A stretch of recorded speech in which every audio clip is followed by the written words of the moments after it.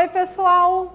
Nós estamos na nossa aula do 8º ano de História e o nosso assunto dessa aula hoje vai ser as indústrias e as mudanças socioeconômicas. Nós vamos ver como é que ocorreram as transformações da sociedade, dos trabalhadores, as reivindicações dos trabalhadores, como é que isso tudo vai transformar a sociedade daquele tempo até nós podermos refletir sobre os nossos dias atuais. Bom, eu sou a professora Bárbara Furquim, vou acompanhar vocês e junto comigo quem vai acompanhar é o nosso intérprete, o Ronaldo. Então ele vai ficar com a gente toda essa aula. Vamos começar? Antes da gente começar, então vamos ver quais são os objetivos. Por que a gente está vendo essa aula? Bom, primeiro objetivo é entender as condições de trabalho no contexto da Revolução Industrial, ver como é que os trabalhadores eram tratados, como eles viviam e, em cima disso, compreender como a Revolução Industrial gerou grandes mudanças na forma de pensar soluções para os problemas da sociedade, como é que a Revolução Industrial ela vai modificar o modo de como os trabalhadores também vão ser vistos, pensados, as leis desses trabalhadores, o que vai trazer uma vida melhor para todos nós. Bom, agora eu pergunto, você conhece as ideologias político-econômicas e sociais que surgiram como críticas ao sistema capitalista durante a Revolução Industrial? Durante a Revolução Industrial, o sistema capitalista, o capitalismo industrial, ele vai fazer parte, então, do que vai constituir a Revolução Industrial. E essas ideologias políticas, elas vão surgir como críticas a esse sistema capitalista, sendo elas o socialismo utópico, o socialismo científico e o anarquismo. Essas ideologias, elas não vão ficar só na teoria, os indivíduos vão tentar colocá-las muitas vezes em prática. Bom, os sindicatos, o que são esses sindicatos? É a tentativa de colocar em prática, muitas vezes, alguns desses ideais. Os sindicatos, eles são associações de trabalhadores que exercem a mesma profissão. Então, nós vamos ter diferentes sindicatos voltados para os trabalhadores domésticos, sindicatos voltados para trabalhadores que atuam numa área específica, como os professores, sindicatos voltados para trabalhadores da área da indústria, das mais diversas, então, existem dos mais diversos sindicatos. O objetivo principal dos sindicatos está na defesa dos interesses comuns desses trabalhadores. Eles são resultados de um longo processo de conquistas de direitos trabalhistas. Os primeiros sindicatos, eles vão existir, vão começar a existir na Inglaterra no ano de 1830, mas eles só vão ser legalizados e reconhecidos pelo governo a partir da data de 1875. E agora eu pergunto para você, você já viu uma manifestação de algum sindicato? Porque no nosso mundo atual, os sindicatos, eles têm direitos, os trabalhadores têm direitos de reivindicar e de exigir, muitas vezes, através de protestos, melhorias nas suas condições de trabalho. Em 1886, nos Estados Unidos, realizou-se uma greve geral e a ideia dessa greve era tentar procurar a conquista de uma jornada de trabalho de 8 horas. Vamos pensar que as jornadas de trabalho, elas chegavam até a 17 horas diárias. Bom, em Chicago, no dia 1º de maio, vai ocorrer uma grande manifestação pública que vai reunir milhares de trabalhadores. Mas esses trabalhadores, eles vão ser violentamente dispersados, E, com isso, muitos desses trabalhadores, aliás, as suas próprias famílias, vão voltar nos dias seguintes às ruas para protestar. Mas, nesses dias seguintes que vão ocorrer essas manifestações, vão continuar ocorrendo de uma maneira violenta a tentativa de eles não terem essa liberdade de expressão. Ocorrerão também assassinatos. nessas manifestações, desses manifestantes. No ano de 1892, o dia 1º de maio, desse massacre que vai ocorrer em Chicago, através dessas manifestações, vai acabar sendo definido, então, esse dia como o Dia Internacional dos Trabalhadores. Bom, entender a história do dia 1º de maio é compreender a trajetória do movimento trabalhista ao longo da história da humanidade. Muitas coisas ainda necessitam de serem regulamentadas para uma vida do trabalhador mais decente, mas muitas conquistas ainda existem no nosso mundo. Vamos lá dar uma olhada como é que tudo isso começou? Bom, como eram as relações sociais de exploração, Como é que elas existiam?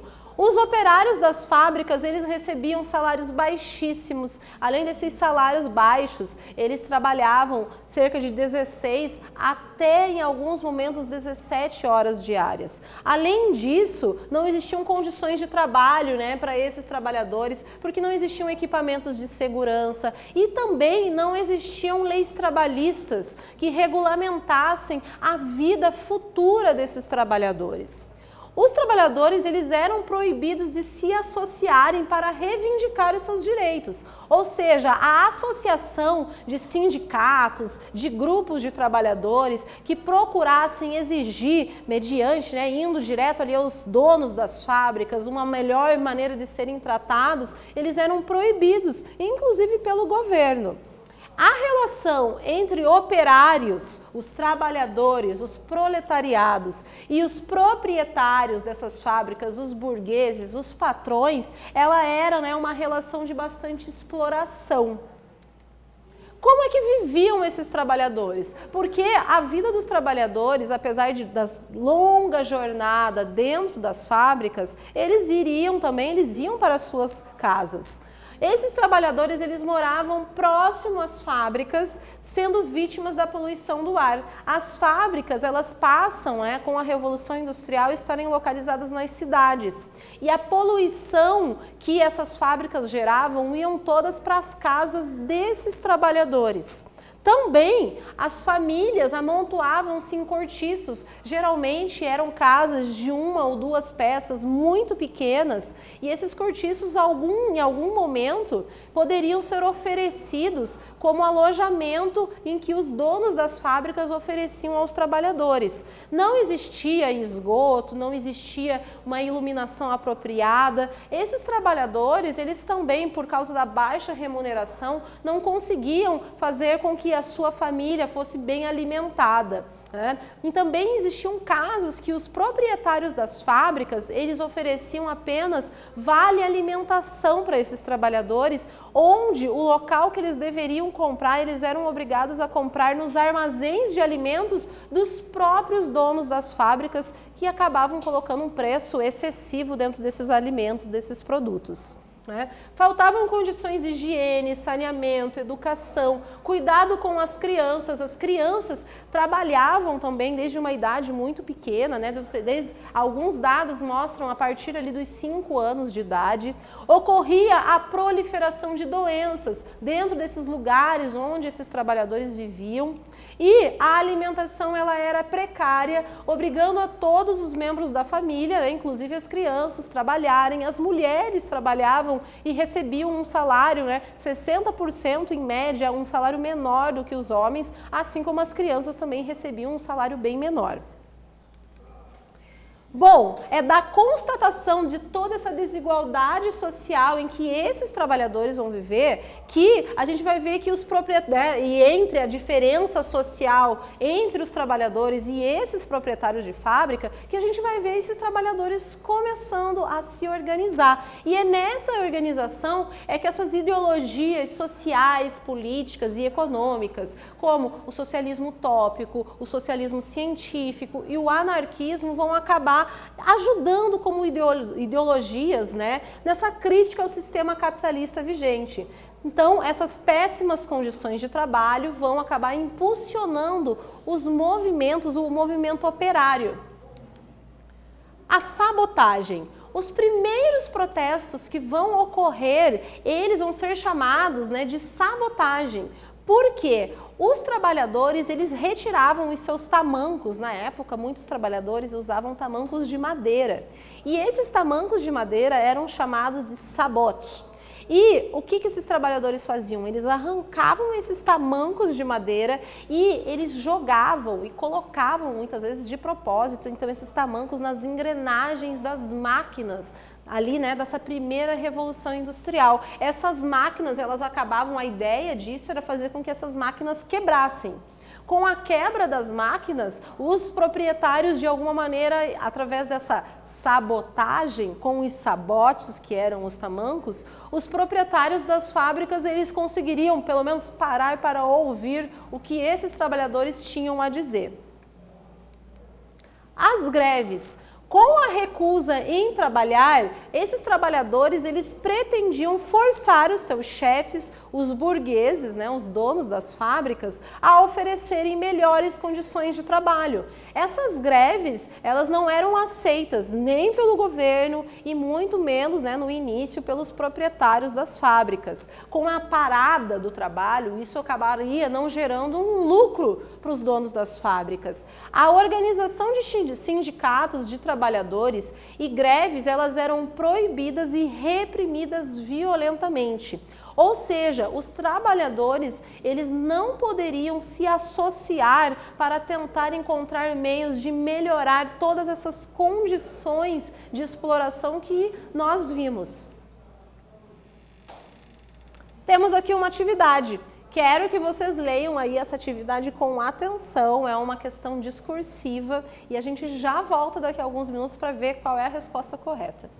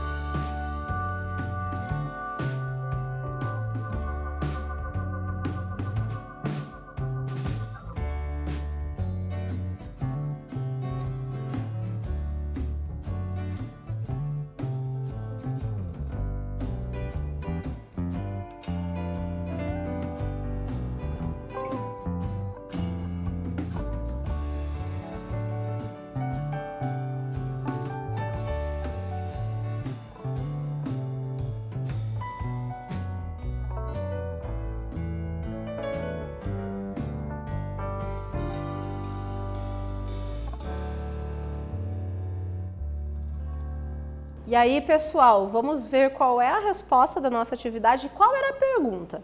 Tinha perguntado aqui, né, por que motivo pode-se afirmar que as primeiras organizações operárias eram quase sempre clandestinas? Ou seja, clandestinas, os trabalhadores, eles se reuniam e pensavam maneiras de melhorar a sua vida de uma maneira escondida, né? A resposta é porque a organização de sindicatos de trabalhadores e de greves, ou seja, manifestações que procuravam, né, um meio de modificar a vida do trabalhador, elas eram proibidas e reprimidas violentamente pelo governo, bem como pelos proprietários das fábricas.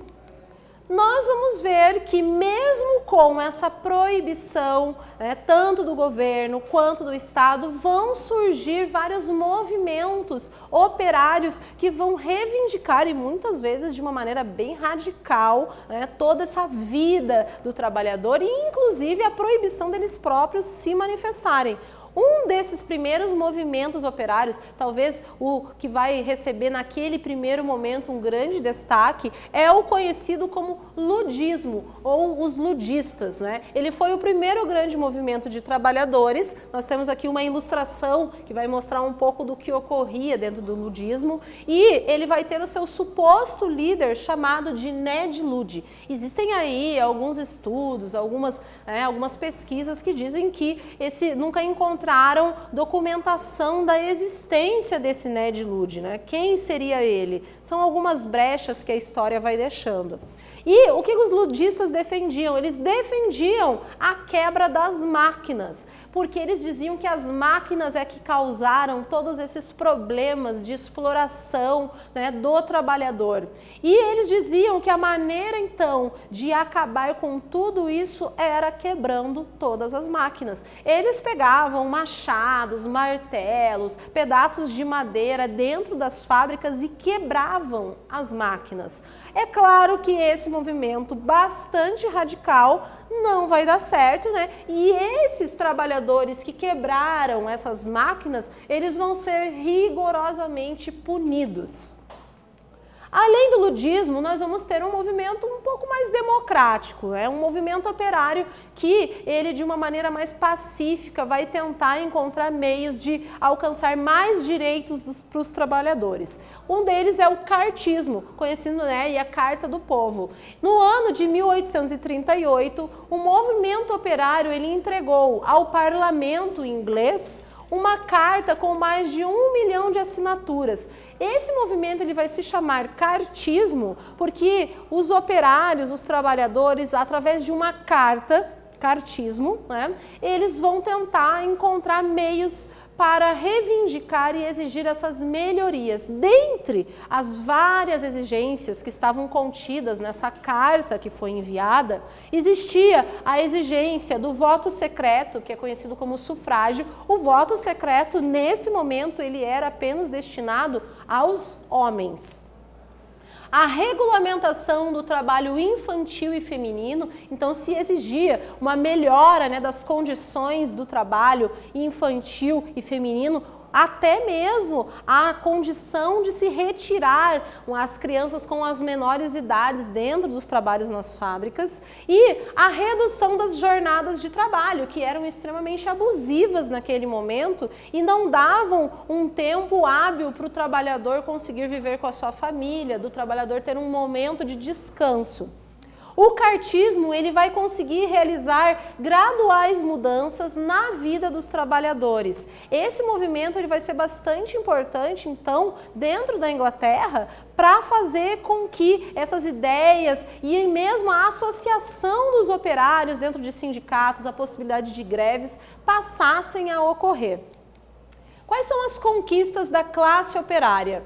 Nós temos aqui algumas conquistas importantes que vão começar a ocorrer através do movimento operário. É importante a gente pensar como a união desses trabalhadores exigindo melhoras de sua vida, melhores condições para eles praticarem dentro das fábricas, uma melhora também considerável na sua jornada de trabalho, vai ser importante para o desenvolvimento de uma sociedade mais saudável. Então, primeiro a gente vai ver que a classe operária, ela conquistou as leis trabalhistas. Muitas leis, elas foram ocorrendo e elas vêm ocorrendo ao longo dos séculos. Nós, nos nossos dias atuais, ainda nos mantemos a busca de leis trabalhistas que regulem e tentem ser mais justas para a vida do trabalhador. A jornada legal de trabalho, ou seja, nessas leis do movimento operário, conseguiu-se, através de muita luta e muitas vezes com um derramamento de sangue, através até de, às vezes, abuso de violência, se conseguiu fazer com que essa jornada de trabalho ela fosse reduzida. A grande maioria dos trabalhos eles vão ali em média de 8 horas diárias no nosso mundo atual. Também houve a proibição do trabalho infantil, aquela exploração de esgotamento que existia do trabalho infantil dentro da Revolução Industrial, ele foi sendo diminuído, as leis foram sendo garantidas e melhorando a vida dessas crianças.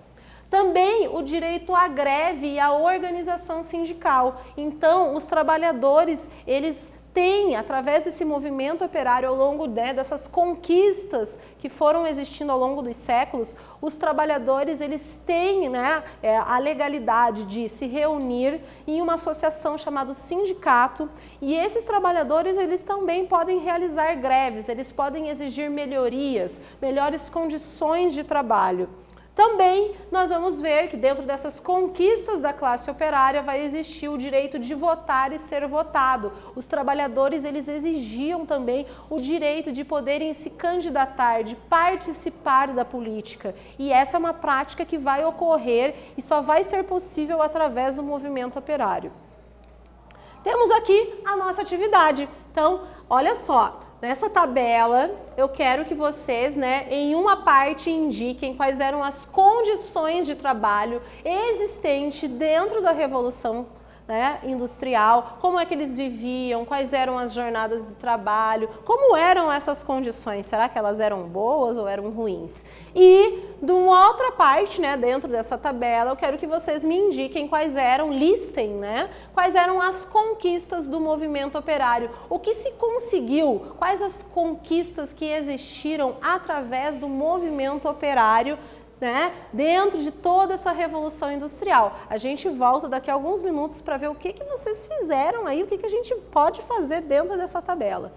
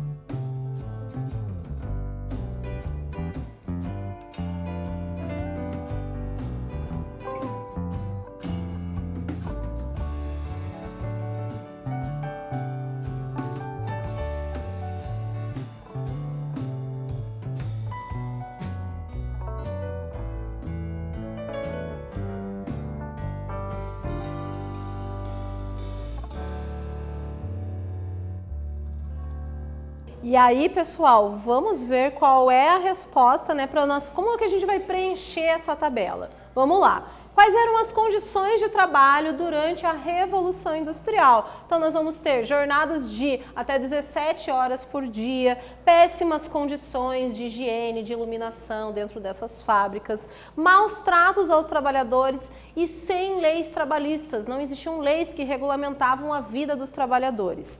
Quais são as conquistas do movimento operário? Leis trabalhistas, jornadas de 8 horas, proibição do trabalho infantil, o direito à greve e a organização sindical. Muitas transformações ocorreram por causa desse movimento dos operários. E chegamos à nossa retomada. O que nós estudamos nessa aula? Nós vimos a relação entre operários e os proprietários das fábricas, que essa era uma relação, né, de exploração. Nós vimos que dessas péssimas condições de vida do trabalhador vão surgir ideologias que vão acabar impulsionando o movimento operário, ou seja, a união, a associação dos trabalhadores. Nós vimos que o movimento operário ele vai estar presente através da organização de sindicatos, de greve, e que dois movimentos vão ser importantes nesse início: os ludistas, que quebravam as máquinas, e o cartismo, um movimento mais democrático que vai tentar aplicar leis, né, para o movimento trabalhista. Também nós vimos que algumas dessas conquistas, né, que o movimento operário conseguiu conquistar vão ser leis trabalhistas, direito à greve e a organização sindical. Pessoal, essa foi toda a nossa aula e até a próxima!